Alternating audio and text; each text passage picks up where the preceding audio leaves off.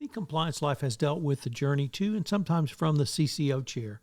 In this month's episode, I take things on a little bit different path by talking to someone who's been in the compliance trenches for nearly 20 years.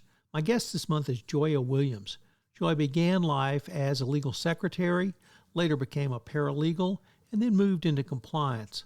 Since 2002 or so, she's been in the compliance field, literally on the front lines in the compliance department at several major energy companies in Houston. I know you'll enjoy this month's episode of The Compliance Life. In this concluding episode 4 on this month's The Compliance Life, Joya Williams talks about her journey through compliance, how you can build your own compliance brand and improve your own compliance skills through certification, continuing research and education, and building a great network. The Compliance Life details the journey to and in the role of a Chief Compliance Officer.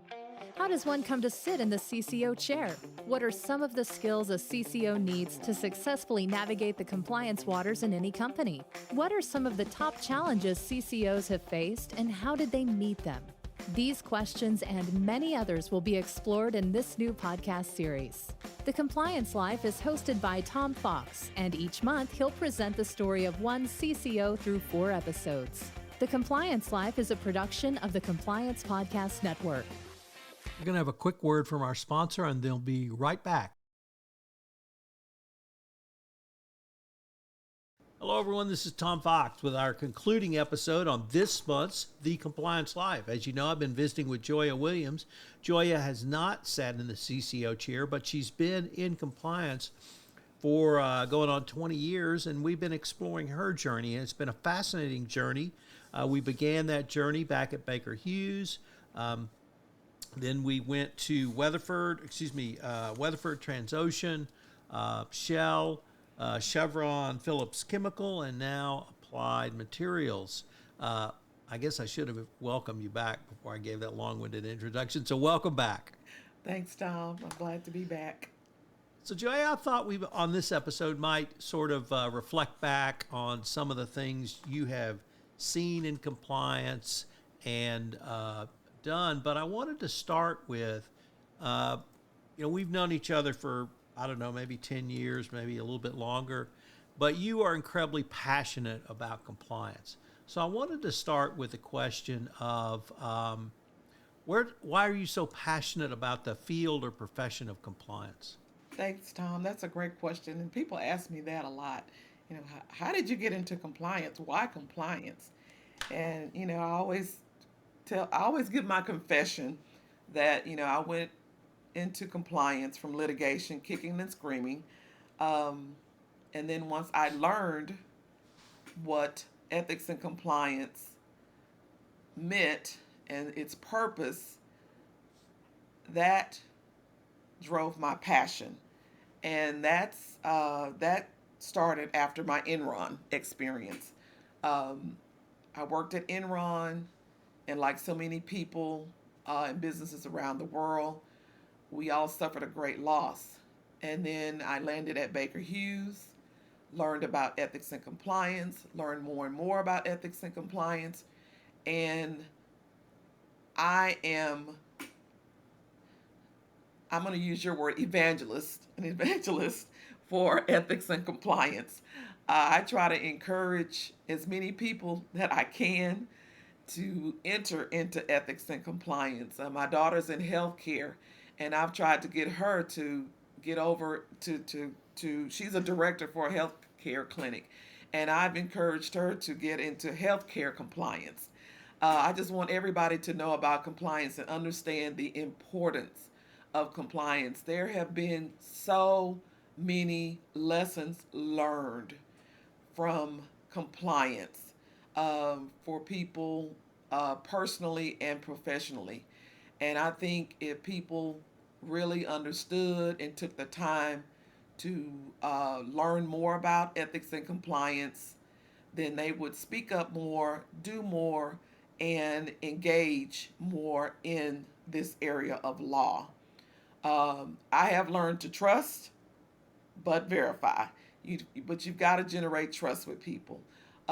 Ethics and compliance allows me to connect with people, to help them with their issues, to help them um, work through problems in the workplace. I'm not a hero or counselor or anything, but I feel like my passion and will to learn and know more about ethics and compliance in the various areas in ethics and compliance allow me the opportunity to um, get more out of reporters when they call in and they speak up about issues that they're having in the workplace.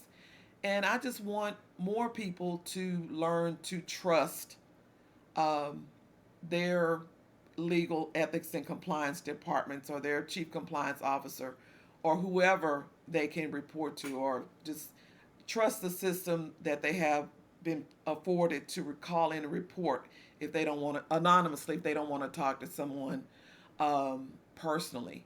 And I just think it's really important. And if people um, create those habits of doing more and saying more, then hopefully this world will become a better place, and people will know, hey, that individual is passionate about ethics and compliance, so don't do anything negative around her because he or she is going to speak up and say something. And that could, you never know what it may change, or it may save a company from falling, or keep someone from being injured on a job, or keep someone from losing their job. And that's why I'm so passionate about ethics and compliance. Joe, what do you see as the job opportunities now for someone moving into the compliance arena, as opposed to perhaps when you went kicking and screaming way back when? Yes, Tom, there are, I believe, more opportunities uh, now than when I went into compliance kicking and screaming um, today, because, as you know, um, educational institutions, healthcare, banking, corporations, there have been so many scandals throughout the world in all of these different industries. People are beefing up their compliance programs, uh, and because of all the FCPA violations and requirements, it's time, and the opportunities are opening up more for ethics and compliance jobs, and especially for paralegals as well, because the attorneys, they can't do all the work and they need support. And I try to encourage as many people that I know to get into this field. If you're looking to do something different, learn something new, try ethics and compliance. I taught out at the San Jack Junior College in the paralegal program as an adjunct professor uh, a few years back, and I encouraged all of the students to look into ethics and compliance as a career. I've had a couple still reach out to me on LinkedIn, which I get excited about, and I really, really, really try to encourage them to get into ethics and compliance. Well, let's turn now to one role you have, which is outside your work, but it's directly in ethics and compliance, and I wanted to visit with you about, and that's the Greater Houston Business and Ethics Roundtable. First of all, could you tell us your current role with Gerber, and what is Gerber, and how does it help the Greater Houston and broader compliance community across the country? Sure, Tom. I currently serve as the president of Gerber, or Greater Houston Business Ethics Roundtable. And Gerber has been around, Tom, over 20 years now. And it is a professional organization that is dedicated to promoting ethical business practices. And Gerber also serves as a forum for the exchange of information and strategies regarding implementation, administration, and conduct of ethical business compliance programs. I think it's an awesome program to be a part of. I am proud to be president. I have learned so much as a member of Gerber over the years. Gerber hosts many webinars and seminars, and also a summer workshop every year for members only. And I have been an active participant for numerous years now, and I love the program because it's not focused on just one area of compliance. You get top-notch speakers, you get SMEs, you get taught about hot topics, you get speakers who have been in the trenches, speakers who have people who've gone to jail for FCPA violations. You get to hear real live testimonies and real life stories, and it has just been a benefit to me in my career professionally. And I encourage everyone that I meet to look into joining Gerber. Gerber, like I said, has been around for over 20 years, and we also partner with another roundtable in San Antonio and another roundtable in Dallas as well. So you can engage, you become a member with Gerber. Not only do you get Houston talent, you also get talent from other areas in Texas as well. Joya, one of the reasons I wanted to visit with you for this monthly Compliance Life was because of what I see as the somewhat unusual road you've taken and path you've taken. And I wanted to conclude our series by asking you, because I still get this question asked a lot. You know, I don't have a law degree. I just don't see what I can do in compliance. Well, you don't have a law degree, and that has not stopped you. So if someone came to you and said, you know, Joya, I don't have a law degree, how can I get into compliance? How do you encourage them? How do you answer that? How do you make clear or draw upon your experiences to talk about a 20-year plus career in compliance? Sure, Tom. I've been fortunate to have learned from the brilliance of everyone that I have worked with and for. And I can honestly say that we've learned from each other as well as we've developed, and grown in the area of ethics and compliance. But I would encourage someone to join Gerber or, get into a network on LinkedIn with compliance professionals if you want to learn and do more in the area of compliance. You got to reach out to people. You got to connect with the people who can connect you where you want to go. And I make that a goal in life to stay connected. People talk about me all the time. They say, everybody in Houston.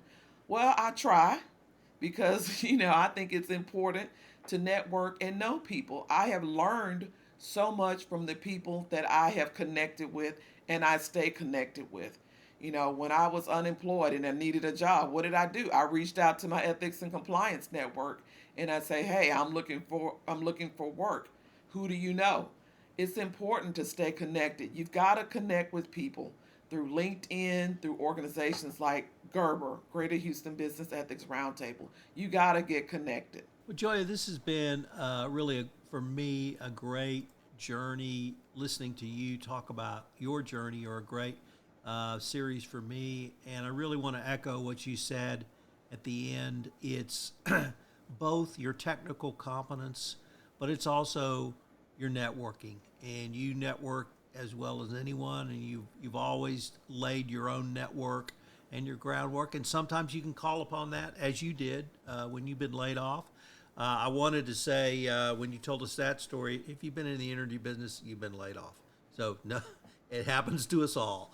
Me too. So that's not a red mark Right. against you when you got that riff. It's happened to us all. But what you did was you relied on your network. I was one of the people you reached out to, but you reached out to numerous people, and you'd built these relationships over the years. So anyone listening, I would just encourage you to get involved, network. There's a wide variety of things you can learn. And I also like the point you said, Joya, that it's a two-way street of learning. They learn from me and I learn from them.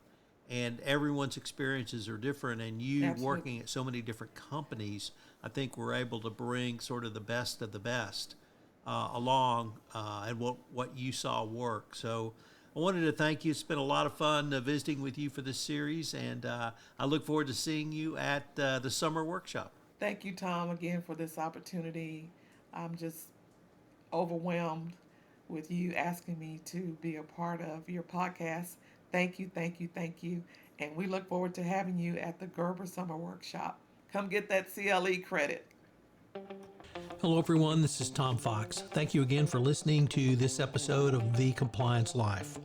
I hope you will join me again next week where I take up another episode in The Compliance Life. The Compliance Life is a production of the Compliance Podcast Network. If you would like to be featured on The Compliance Life, please give me an email at tfox@tfoxlaw.com. Also, if you like this series, please give us a rating on iTunes. Any review and rating would definitely help get the word out about the latest addition to the Compliance Podcast Network. Thanks again. This podcast is a part of the C-Suite Radio Network. For more top business podcasts, visit c-suiteradio.com.